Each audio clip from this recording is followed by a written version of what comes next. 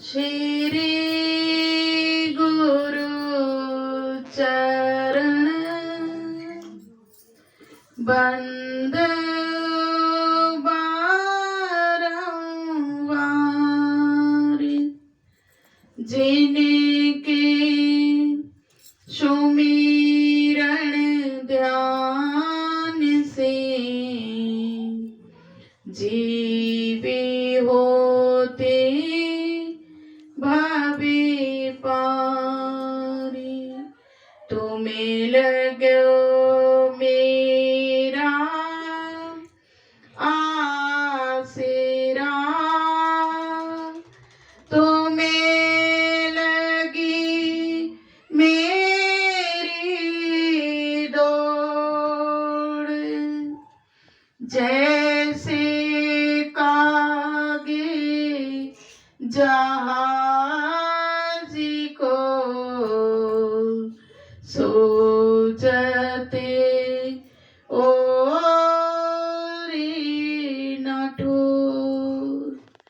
हाथ जोड़े बंदने करूं, धरूं चरने पर शीश। ज्ञान भक्ति मोहि दीजिए, परिमें पुरषे जगदीश। हमने अपने आप की दे दी आपको डोर।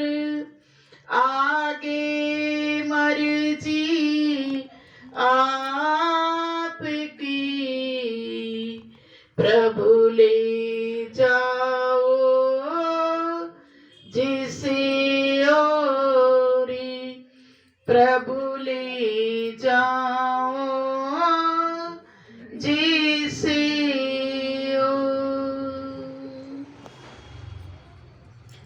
सर्वप्रथम सभी प्रेम से दोनों हाथ ऊपर उठा करके जोर से जयकारा लगाएंगे।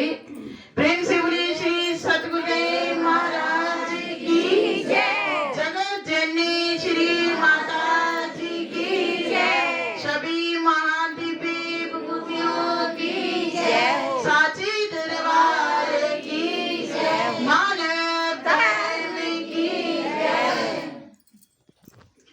उपस्थित ज्ञान के दाता श्री सद्गुरु महाराज जी के पावन चरण कमलों में कोटि कोटि प्रणाम नमन करते हुए, आत्मी देशी प्रेमी सज्जनों, परम पिता परमात्मा के चरणों में श्रद्धा विश्वास रखने वाली मेरी भक्तिमती प्यारी माता और बहनों, आज हमारा सबका ही ये परम सौभाग्य है कि इस घर के सुंदर प्रांगण के अंदर बैठ करके हम सबको सत्संग के ब्रल गंगा के अंदर गोता लगाने का अवसर मिल रहा है।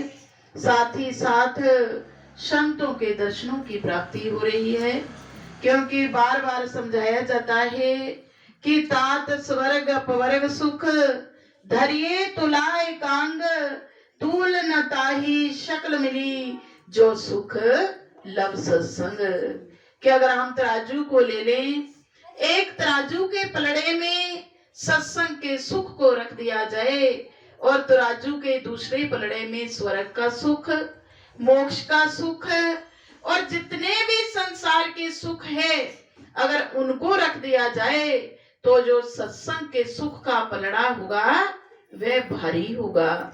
क्योंकि सत्संग के सुख के बराबर कोई भी दूसरा सुख संसार के अंदर नहीं है।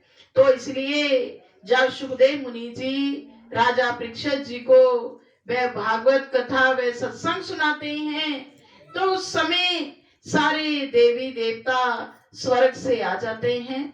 सारे कहाँ आए? सुखदेव मुनि जी के पास। कहने लगे कि हे सुखदेव मुनि जी, राजा परीक्षित जी को तो आप ये अमृत पिला दीजिए, क्योंकि इनको तो अमर होना है। पर आप हम ये अमृत लेकर के आए, आप इस अमृत के बदले हमें ये जो सत्संग का सुख है ये आप हमको दे दीजिए।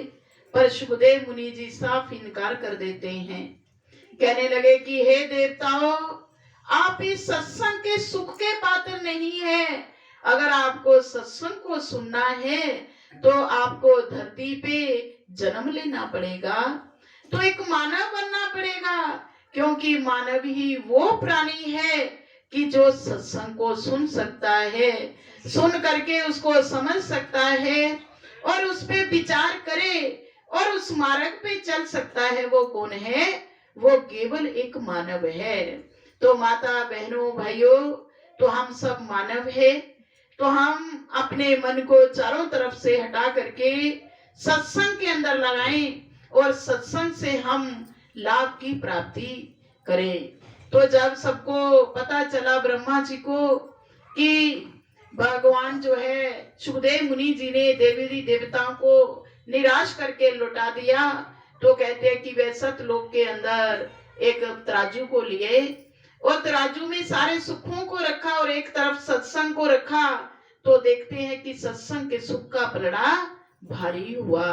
तो सच में ही बड़े भाग्य से कहा गया कि बड़े भाग्य पाइए सत्संगा, बिनु ही प्रयास होत भगवंगा। कि सत्संग की प्राप्ति भाग्य से होती है और बिना प्रयास किए सारे संशय भ्रम नष्ट हो जाते हैं केवल किसे? सत्संग से। क्यों कहा गया ऐसा? क्योंकि सारे कष्ट, दुख और सुख केवल हमारे मन का ही है। क्योंकि संत समझाते हैं कि मन ही बंधन का कारण है और ये मन ही मोक्ष का कारण है। तो अगर मन में सुख है तो हमें पूरे संसार में, दुनिया में सुख नजर आएगा। पर अगर हमारा मन दुखी है तो चाहे हम मखमल के गद्दे में भी सो जाए, वहां भी टेंशन रहेगी, नींद नहीं आएगी। संसार की बड़ी बड़ी गाड़ियों में घूम लें, वहां भी हमें शांति प्राप्त नहीं होगी। पर कहा गया कि अगर हमें मन को सुखी करना है, मन को हम शांत करना चाहते हैं, तो इसलिए जरूरी है कि हम अपने मन को कहाँ लगाएं? सत्संग में। तो जिसके लिए कहा भी है, मुझे राम नाम जपने दे, ए पापी मन